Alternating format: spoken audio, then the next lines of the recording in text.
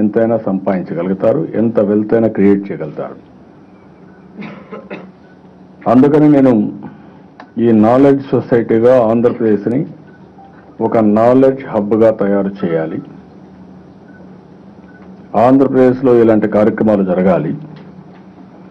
ఆ నాలెడ్జ్తోనే ఇన్వెస్ట్మెంట్స్ కానీ సంపద కానీ సృష్టించాలనే ఉద్దేశంతోనే నేను అక్కడ పర్యటన చేశాను. ప్రపంచం మొత్తం నేను చాలాసార్లు చెప్పాను, 4th industrial revolution is going on. 3rd industrial revolution information technology, 4th industrial revolution knowledge with IoT, internet of things. దీనికి కూడా ప్రధానంగా నాంది పలికేది ఈ సిలికాన్ వ్యాలీ, కాలిఫోర్నియా ఏరియాని మొత్తం ఇది చేస్తుంది. దాని మీద ఎక్కువగా స్టడీ చేయించిన ఉద్దేశంతో వెళ్ళాం. చాలామంది జైంట్స్తో కలిసాం, సిఇఓలు, ఇంపార్టెంట్ సిఇఓస్తో కలిసాం. అదే మరిగా అనుక్షణం నేను పోయినప్పటి నుంచి దిగిన రోజున మాకు 2 గంటలు లేట్ అయింది. ఢిల్లీలో వర్షాలు బాగా పడి ఫ్లైట్ కూడా 2 hours లేట్ అయింది. ఇంకా స్నానం కూడా చేసే పని లేదు. నేరుగా దిగడమే, ముఖం కడుక్కొని ఫస్ట్ ఇంటర్వ్యూ, అప్పటికి ఒక ఇంటర్వ్యూ క్యాన్సిల్ అయ్యింది. First interview, second interview catch చేయాలి కాబట్టి అక్కడి నుంచి నేను సెకండ్ ఇంటర్వ్యూకి వెళ్ళిపోయాం. అక్కడి నుంచి నాన్ స్టాప్గా మళ్ళీ తిరిగి వచ్చే వరకు ఒక 4-5 గంటలు పడుకున్నాం. ఓసారి జోన్స్ డిఫరెన్స్ కూడా ఉంటుంది. మనకు రాత్రి, వాళ్ళకి పగులు, మనకు రాత్రి. దీంతో కూడా కొన్ని ఇబ్బందులు వచ్చినా ఎవ్రీ మినిట్ సద్వినియోగం చేసుకున్నాం. ప్రతి ఒక్క నిమిషం, ప్రతి ఒక్క రోజు మనం ఏ విధంగా ఉపయోగించుకుంటే రాష్ట్రానికి ఉపయోగపడుతుందో అవన్నీ వర్కౌట్ చేశాం.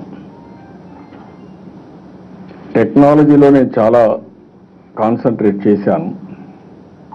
ఎందుకంటే నాకు ఒక ఎకో సిస్టమ్ కూడా ఉంది. ఇండియాలో ఎవరైనా మీరు గుర్తుపెట్టుకోవాల్సింది,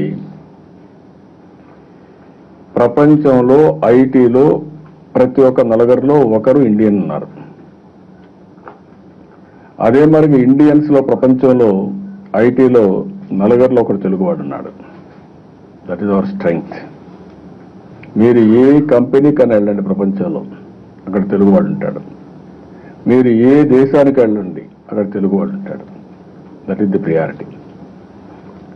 అందుకే నాకు కూడా దీన్ని ప్రమోట్ చేసింది, నేనే ప్రమోట్ చేశాను. ఒక ఎగ్జాంపుల్ మీరు చూస్తే, నేను ఆ రోజు రాష్ట్రం సమైక్యంగా ఉన్నప్పుడు 95లో డిస్కషన్ ప్రారంభించి ఏ సెక్టర్లో నేను కాన్సన్ట్రేట్ చేస్తే మన వాళ్లకు ఉద్యోగాలు వస్తాయి, సంపద వస్తుందని ఆలోచించినప్పుడు నాలెడ్జ్ ఎకానమీకి వెళ్ళాలి.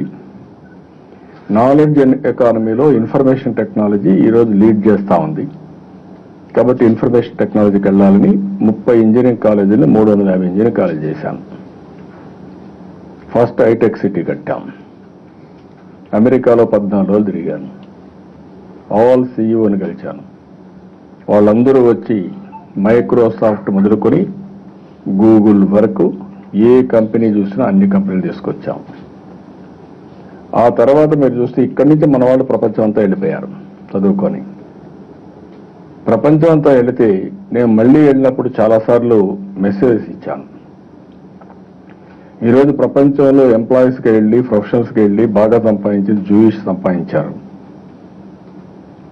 హైయెస్ట్ పర్ క్యాపిటల్ ఇన్కమ్ సంపాదించారు. కొన్ని దేశాలు వ్యాపారపరంగా పోయాయి కానీ వాళ్ళు ఎంప్లాయీస్గా పోవడం కానీ, వ్యాపారాలు స్టార్ట్ చేయడం కానీ, వెల్త్ క్రియేట్ చేయడంలో చాలా ముందుకు వెళ్ళారు. మన దేశం నుంచి పోయిన వాళ్ళల్లో మేజర్గా గుజరాత్ తీసుకుపోయి వెళ్ళారు. వాళ్ళు వ్యాపారం చేశారు. హోటల్స్ అన్ని గుజరాత్ హోటల్సే అమెరికాలో మెజారిటీ, మోటల్స్ ఇవన్నీ. అదే మరిగా రెండో వాడు పోయింది మన రాష్ట్రం, మన దేశం నుంచి పంజాబ్ వెళ్ళారు, వ్యవసాయం కోసం వెళ్ళారు, రైతులుగా వెళ్ళారు, పెద్ద ఎత్తున వ్యవసాయం చేశారు.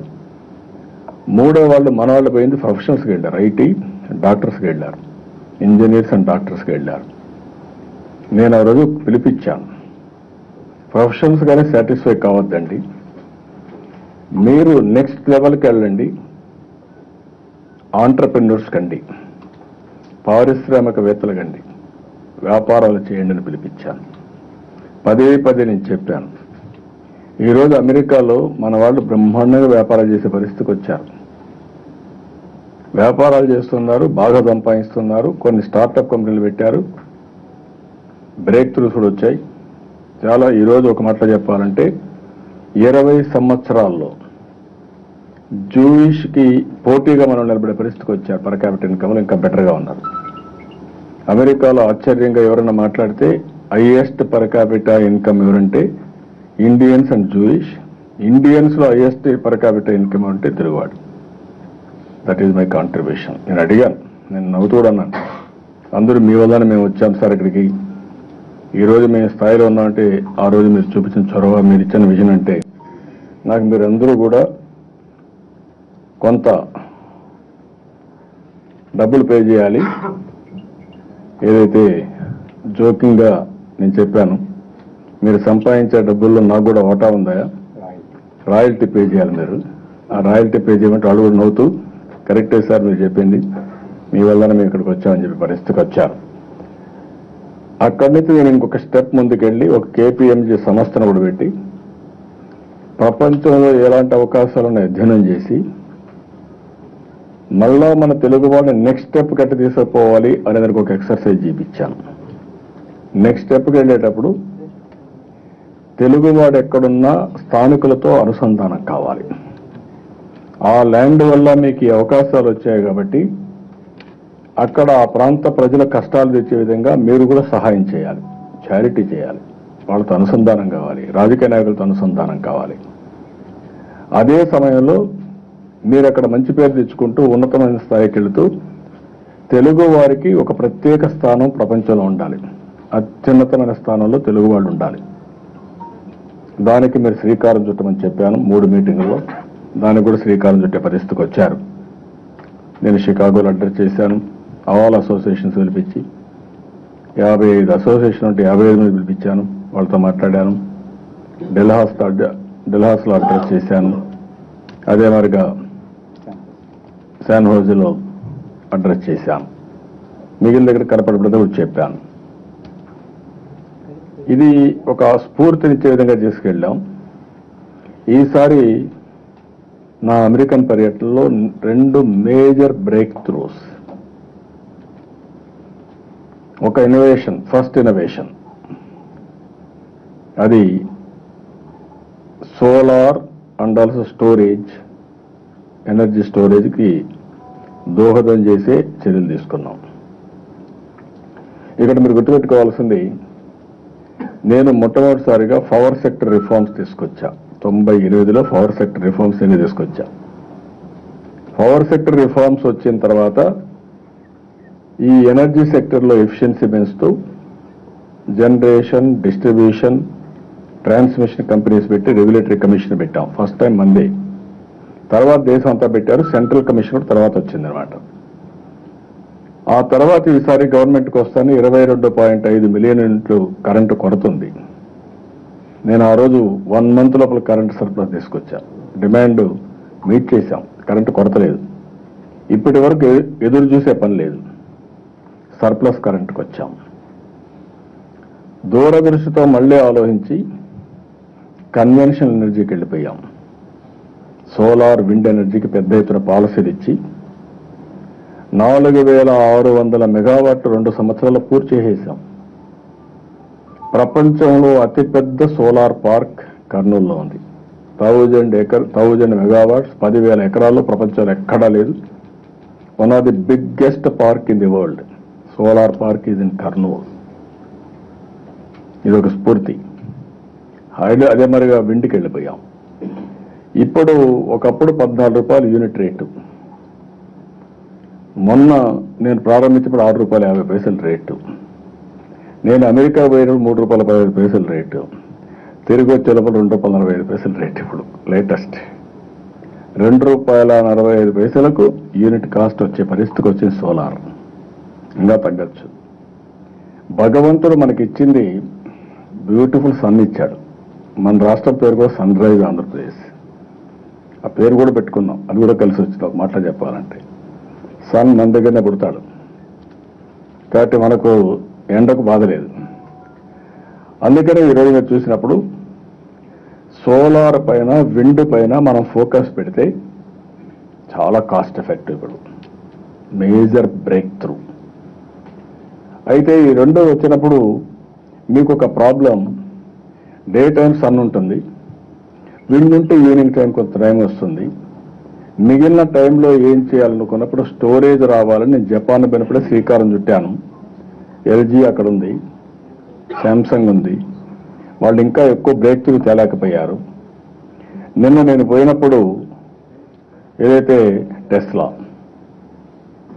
టెస్లా ఒక నూతనమైన ప్రయోగానికి శ్రీకారం చుట్టారు. ఆ నూతనమైన ప్రయోగం ఏంటంటే, ఈరోజు ఇండ్ల పైన సోలార్ పెట్టి, ఇంట్లో స్టోరేజ్ పెట్టి, ఛార్జర్ కూడా పెట్టి, ఇంటికి కావాల్సిన కరెంట్ ఉపయోగించుకొని, మీ కార్లు కూడా ఎలక్ట్రికల్ కార్లు పెట్టుకుంటే, రాత్రుల్లో ఛార్జ్ చేసుకుంటే డే టైం అంతా మీరు ఎలక్ట్రికల్ కార్ వాడుకోవచ్చు అనమాట. ఎక్కడ సోలార్ ప్యానెల్స్ ఇంటి పైన ఉంటాయి, అది జనరేట్ చేసే పవర్ ఇంటికంతా వాడుకుంటారు. రాత్రికి కావాలి స్టోరేజ్లో పెట్టుకుంటారు, ఛార్జర్ కూడా ఉంటుంది, కార్లు కూడా ఛార్జ్ చేసుకుంటారు. ఇంకా మార్నింగ్ మీరు ఎక్కడికైనా కావాలంటే పోయి తిరుక్కొని ఇంటికి రావచ్చు. ఒక్క దీంతో మల్టీపర్పస్ తయారు చేస్తున్నారు. ఎలక్ట్రికల్ కార్స్ వచ్చాయి, వాళ్ళవి బ్యూటిఫుల్ కార్స్ వచ్చాయి.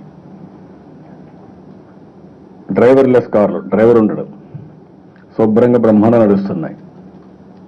బ్యూటిఫుల్గా ఉంది కారు, లగ్జరీ ఉంది, మీడియం ఉంది, ఎకానమీ కారు కూడా వస్తున్నాయి. ఇవన్నీ పెట్టి ఈ ఎలక్ట్రికల్ కార్లో డ్రైవర్లెస్ అండ్ ఆల్సో సెన్సార్స్ పెట్టి చాలా వరకు యాక్సిడెంట్స్ కూడా తగ్గే పరిస్థితి. మనిషి అయితే నిద్రపోతా ఉంటే కారు కొడతాడు, కానీ ఇక్కడ నిద్రపోయే పరిస్థితి లేదు. ఓసారి కారులో కూర్చొని ఎవరన్నా కారు డ్రైవింగ్ సీట్లు నిద్రపోతే నిద్ర లేపుతుంది కదా, నిద్రపోతాను లే ముందు, బీ కేర్ఫుల్ అని చెప్పి. వెరీ గుడ్ కారు వచ్చింది, దాన్ని ఇది చేసే పరిస్థితికి వచ్చాం. ఇక్కడ నేను మీకు చెప్పేది ఏంటంటే, రాబోయే రోజుల్లో మొత్తం వెహికల్స్ అన్ని, వాహనాలన్నీ ఎలక్ట్రికల్ వాహనాలు రాబోతున్నాయి, pollution free. That is major break through all over the world. Number 2, స్టోరేజ్కి శ్రీకారం చుడుతున్నాం. మనకుండేది సోలార్ ఎనర్జీ ఎంతైనా జనరేట్ చేయొచ్చు. నైట్ టైం మనకు ప్రాబ్లం ఉంటుంది కాబట్టి నైట్ టైం స్టోరేజ్ కానీ పెట్టుకుంటే, డే టైం ఉత్పత్తి చేసిన కరెంటు నైట్కి అవసరమైనంత స్టోరేజ్ పెట్టుకుంటే రీజనల్ స్మార్ట్ గ్రిడ్కి వెళ్ళిపోతాం. ఒక ఫీడర్, ఆ ఫీడర్లో సోలార్ జనరేట్ చేస్తాం, అగ్రికల్చర్ పంప్ సెట్స్తో తయారు చేస్తాం. నేను ఫస్ట్ ఫేజ్ అగ్రికల్చర్ పంప్ సెట్స్కి వెళ్ళిపోవాలనుకుంటున్నాను. ఇప్పుడుండే మొన్న మీరు చూశారు ఎల్ఈడి బల్బులు, మీరు ఎవరు నమ్మలేదు. వాట్ వీ హ్యావ్ డన్, అమెరికాలో లేని సిస్టమ్, ఒక్క పైసా ఖర్చు పెట్టలేదు, ఎల్ఈడి బల్బులకు ఇచ్చాను. 35% నాకు సేవ్ అయ్యింది. 65%లో 10 ఏళ్ళు వాళ్ళకే ఇచ్చాను. వాడే బల్బులు పెట్టాడు, వాళ్ళే మెయింటైన్ చేస్తున్నారు. సెన్సార్ కూడా పెట్టాడు. ఎవ్రీ 20 బల్బ్స్ ఒక సెన్సార్ పెట్టేసి శుభ్రంగా ఏ బల్బు కాలిపోకుండా చేస్తున్నారు. ఇది ప్రపంచంలో ఎక్కడా లేని విధానానికి శ్రీకారం చుట్టాం. వన్ ఆఫ్ ఇట్స్ కైండ్, అమెరికాలో కూడా లేదు, ఈవెన్ సిలికాన్ వ్యాలీలో కూడా లేదు. ఇది నేను అడిగాను అక్కడ, మేము కూడా పెట్టలేదు ఇంకా అన్నారు.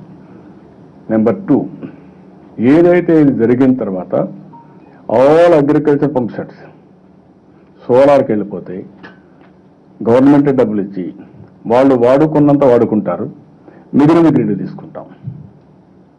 9 గంటలు వాళ్ళు వాడుకుంటే మిగిలిన గ్రిడ్ తీసుకుంటే ఆ ఊర్లో ఒక స్మార్ట్ గ్రిడ్ తయారు చేస్తాం. ఇంకా ట్రాన్స్మిషన్ బయట నుంచి కరెంట్ వచ్చే పని లేదు, ఆ ఊర్లోనే కరెంట్ తయారవుతుంది. అక్కడే ఒక స్టోరేజ్ పెడతాం, ఆ స్టోరేజ్లో కరెంట్ ఉంది. రాత్రి పూట ఆ స్టోరేజ్ నుంచి ఊరికి కావాల్సిన కరెంట్ ఇస్తాం. ఎప్పుడన్నా అది కూడా చాలకపోతే గ్రిడ్ మేనేజ్మెంట్ కోసం ఇప్పుడుండే ఎలక్ట్రికల్ లైన్స్ ఉపయోగిస్తాం. ఇది పెద్ద ఇన్నోవేషన్. ఇది జరిగిందంటే ఇప్పుడు 8 రూపాయలు ఉంది ఏది స్టోరేజ్. ఫస్ట్ ప్రయోగం ఎవరైతే బాగా చేస్తారో ఇలాంటి వాళ్ళకి ముందు స్టోరేజ్ పెట్టమంటున్నాను. పెట్టిన తర్వాత నేను లార్జ్ స్కేల్ పోతాను, మీరు కూడా మ్యానుఫ్యాక్చరింగ్కి వెళ్ళండి, పెద్ద ఎత్తున రిప్లికేట్ చేయండి, స్కేల్ అప్ చేయండి, చేసి ధరలు తగ్గించండి. వన్స్ ఇది ధరలు తగ్గితే ప్రపంచంలో ఎవ్వరికీ లేని అడ్వాంటేజ్ భారతదేశానికి వస్తుంది, ఇంకెవ్వరికీ అడ్వాంటేజ్ లేదు. కాబట్టి అన్ని దేశాల్లో కోల్డ్ కంట్రీస్కి అన్నిటికీ మీకు పెద్ద అడ్వాంటేజ్ ఏంటంటే వాళ్ళు చల్లగా ఉంటుంది, రోడ్లన్నీ ఐస్ పడతాయి, అవి క్లీన్ చేసుకుంటారు. వింటర్లో మైనస్ టెంపరేచర్, అప్పుడు హీట్ చేసుకోవాలి. మనకు అడ్వాంటేజ్ రేపటి నుంచి సోలార్ వచ్చేస్తే కరెంట్ ఉత్పత్తి చేసుకుంటాం, ఏసీలు పెట్టుకుంటాం, శుభ్రంగా పని చేసుకుంటాం. వాళ్ళకంటే బెటర్ అడ్వాంటేజ్ మనకు పొల్యూషన్ ఉండదు, వాళ్ళకి పొల్యూషన్ ఉంటుంది. మళ్ళీ డీజిల్ పెట్రోల్ కాలిస్తే మనకు అది కూడా ఉండదు. This is the biggest break through in India. ఇది సెకండ్ పవర్ సెక్టర్ రిఫార్మ్స్కి నాంది పలుకుతున్నాం. ఫస్ట్ పవర్ సెక్టర్ రిఫార్మ్స్ అయింది, ఇప్పుడు సెకండ్ పవర్ సెక్టర్ రిఫార్మ్స్కి 20 years ఒక వైట్ పేపర్ తయారు చేసుకుని క్లియర్ కట్గా ప్రపంచంలో ఉండే అసెస్మెంట్ ఉండి అందరిని పిలిపించుకొని వాళ్ళు ఇచ్చే ఐడియాస్ కూడా తీసుకొని ఇక్కడ మేధావులతో కూడా అనుసంధానం చేసి solar, wind, conventional energy with storage capacity, thereby smart power grids ఎక్కడ విలేజ్ లెవెల్, ఫెడరల్ లెవెల్ని తయారు చేస్తాం. ఒకసారి తయారు చేసుకున్నాక ఇప్పుడుండే గ్రిడ్ లైన్స్ అన్ని గ్రిడ్ మేనేజ్మెంట్కి ఉపయోగించుకుంటాం. ఎక్కడన్నా అవసరమై తప్పదనుకుంటే అప్పుడు ఉపయోగించుకుంటాం. అన్నీ బాగా జరిగాయి అనుకోండి, రేపు రాబోయే రోజుల్లో ఇప్పుడుండే పవర్ స్టేషన్లు క్లోజ్ చేసుకోవాలా. అవి రన్ చేయడం కంటే క్లోజ్ చేసుకోవడం కాస్ట్ ఎఫెక్టివ్ అయిపోతుంది. ఇవి అయిపోతాయి. ఇప్పుడు this is the biggest breakthrough we are able to do it now, first of its kind in the country, in the world. ఆ వినూత్నమైన కార్యక్రమానికి నిన్న సిలికాన్ వ్యాలీలో అక్కడ చూసిన తర్వాత, అందరితో మాట్లాడిన తర్వాత నేను రూపకల్పన చేశాను. సెకండ్ పవర్ సెక్టర్ రిఫార్మ్స్కి నాంది పలుకుతున్నాం. ఈ second power sector reforms will change total scenario of Indian energy sector it self. భారతదేశంలో ఎనర్జీ సెక్టర్ని, పవర్ సెక్టర్ని టోటల్గా మార్చబోతుంది. ఇది జరిగితే ఇండియా చాలా కాస్ట్ ఎఫెక్టివ్ పవర్ సప్లై చేస్తాం. కాస్ట్ ఎఫెక్టివ్ పవర్ సప్లై చేయగలిగితే మ్యానుఫ్యాక్చరింగ్ హబ్గా ఇండియా తయారవుతుంది. వ్యవసాయం బ్రహ్మాండంగా జరుగుతుంది. వ్యవసాయం, ఇండస్ట్రీ, సర్వీస్ సెక్టర్, హోటల్స్ ఇవన్నీ బ్రహ్మాండంగా వస్తాయి. విపరీతమైన ఉద్యోగాలు వస్తాయి, సంపద వస్తుంది, పావర్టీ ఎరాడికేషన్ వస్తుంది, సస్టైనబిలిటీ వస్తుంది, ఎన్విరాన్మెంట్ని ప్రొటెక్ట్ చేసుకునే అవకాశం వస్తుంది.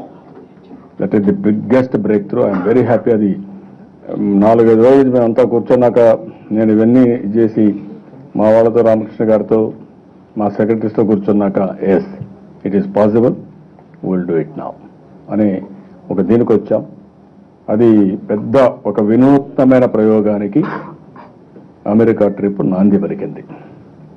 This is the biggest leapfrog, ఒక revolutionary step I can say. ఇది అయిన తర్వాత రెండోది అగ్రికల్చర్.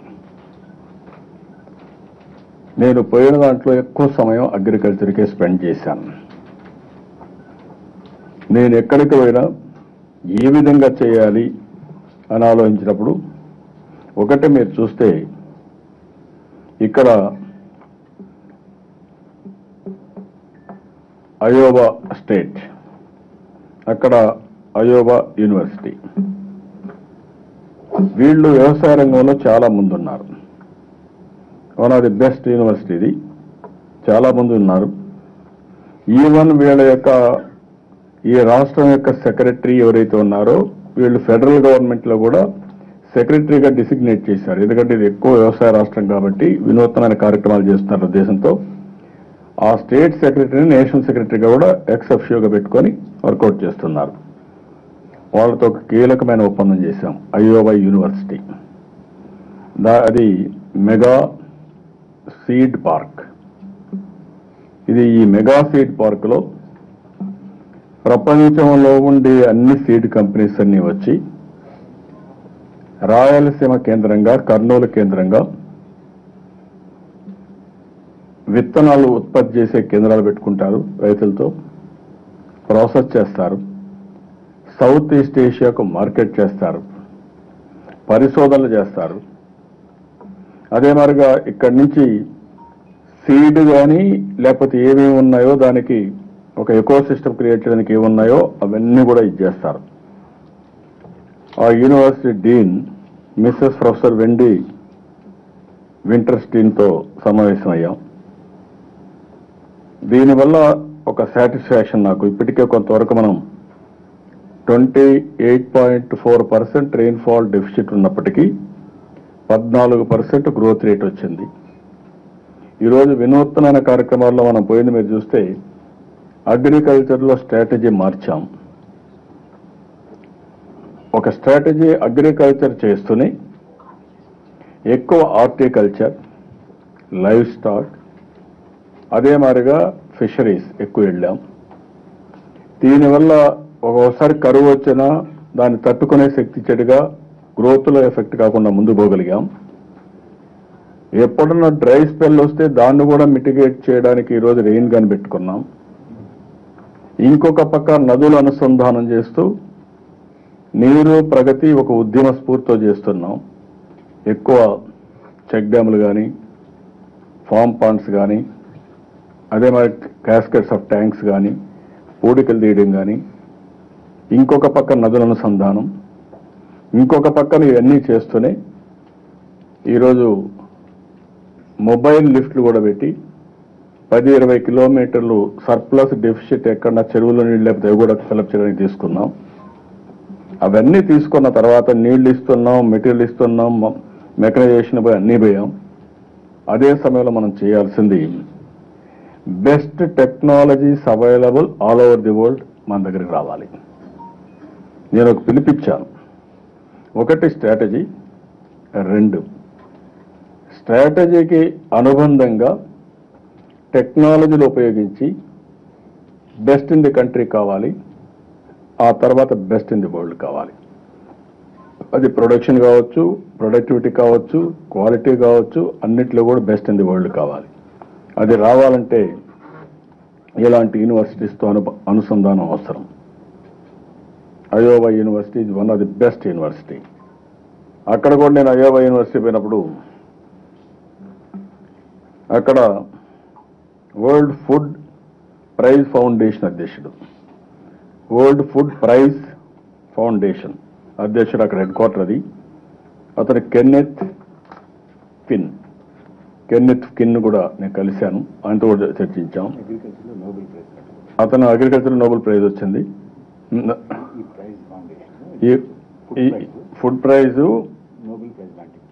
ఈ ఫుడ్ ప్రైజ్ అనేది నోబెల్ ప్రైజ్లో ఎలాంటి వాళ్ళనైతే సన్మానిస్తారో వరల్డ్లో బెస్ట్ అగ్రికల్చర్లో కాంట్రిబ్యూట్ చేసిన వాళ్ళందరికీ సన్మానాలు జరుగుతూ ఉంటాయి, రికగ్నైజ్ చేస్తారు. మన స్వామినాథన్ రికగ్నైజ్ చేశారు. అట్లా ఎక్కడికక్కడ ప్రపంచంలో బెస్ట్ పీపుల్ ఇన్ అగ్రికల్చర్ వాళ్ళందరినీ సన్మానం చేయడం, రికగ్నిషన్ చేయడం, వాళ్ళకు అవార్డ్స్ ఇవ్వడం, ఇవన్నీ ప్రపంచంలో ఉండే అన్ని కంట్రీస్ని అక్కడ పిలిపించి ఈ ఫుడ్ టెక్నాలజీలో అగ్రికల్చర్లో ఉండే వినూత్నమైనటువంటి ప్రయోగాలకు లేకపోతే ఎక్స్పెరిమెంట్స్ ఎక్కడ చేశారో అవన్నీ డెమాన్స్ట్రేట్ చేయడం, ఇలాంటివన్నీ చేస్తున్నారు. ఆ యూనివర్సిటీ వాళ్ళు కూడా మాట్లాడాను. వాళ్ళతో కూడా ఒక ఎంఓయూ చేశాం. తొందరలోనే ఈ నెలలోనే సప్లయర్స్ మీటింగ్ పెడుతున్నాం. అంటే ఎంఓయూ అయింది, ముందుకెళ్తున్నాం. ఇంకా వీలైన తొందరలో దీన్ని ఇంప్లిమెంటేషన్కు, ఎగ్జిక్యూషన్కి వీఆర్ మూవింగ్ ఫార్వర్డ్. ఒకటి మెగా ఫుడ్ పార్క్, రెండోది మిగిలిన అన్ని విషయాల్లో వాళ్ళతో చేస్తున్నాం. ఇంకొకటి నెదర్లాండ్ యూనివర్సిటీ ఒకటి ఉంది, వాళ్ళని కూడా పిలిపిస్తున్నాం ఇప్పుడు. ఆ నెదర్లాండ్ యూనివర్సిటీ వేగనింగన్ అనే ఒక యూనివర్సిటీ, ఇది కూడా one of the best university. వాళ్ళతో కూడా అనుసంధానం చేసుకుంటున్నాం. ఈ 2 యూనివర్సిటీస్ని అనుసంధానంగా చేసుకుని అగ్రికల్చర్ అన్ని క్రాపుల్లో, హార్టికల్చర్ మొదలుకొని, డైరీ మొదలుకొని, అక్వాకల్చర్ మొదలుకొని ఒక రెవల్యూషన్గా ఏమి చేయాలో అవన్నీ చేయడానికి ఒక వినూత్నమైన కార్యక్రమానికి శ్రీకారం చుడుతున్నాం. ఇది అన్నింటికంటే నాకు సాటిస్ఫాక్షన్ ఇచ్చిన విషయం ఈ అగ్రికల్చర్లో తీసుకొచ్చినటువంటి ఒక మేజర్ ఎంఓయూస్. దీంతో ఇప్పుడు టెక్నాలజీ ఉంది, మనం రెడీనెస్ ఉన్నాం. ఇప్పటి నుంచి రైతులు కూడా కోఆపరేట్ చేస్తే అగ్రికల్చర్లో వినూత్నమైన ప్రయోగాలకే కాకుండా వినూత్నమైన ఫలితాలు కూడా సాధించే అవకాశం వస్తుంది. ఈ 2 నాకు ఈసారి ఒక తృప్తి, ఒక సాటిస్ఫాక్షన్, ఒక ఆనందం. మేజర్ ఇష్యూస్ ఏవైతే ఉన్నాయో రైతుల్ని, కామన్ మ్యాన్ని పట్టి పీడిస్తున్నాయో, ఈ రెండు సమస్యలకి ఒక పరిష్కార మార్గాన్ని చూడగలిగాం. నేను చెప్పింది అసూయక్తి కాదు. ₹2.45 పవర్ వస్తూ ఉంది యూనిట్. పెరగాల్సిన తగ్గుతూ ఉంది. రెండోది స్టోరేజ్ వచ్చింది. స్టోరేజ్లో బ్రేక్ త్రూ రావాలండి. అందుకే నేను ఏమన్నానంటే ఇమ్మీడియట్గా ఏదైతే ఈరోజు ఉండే ఈ కంపెనీ, మనం టెస్లా కంపెనీతో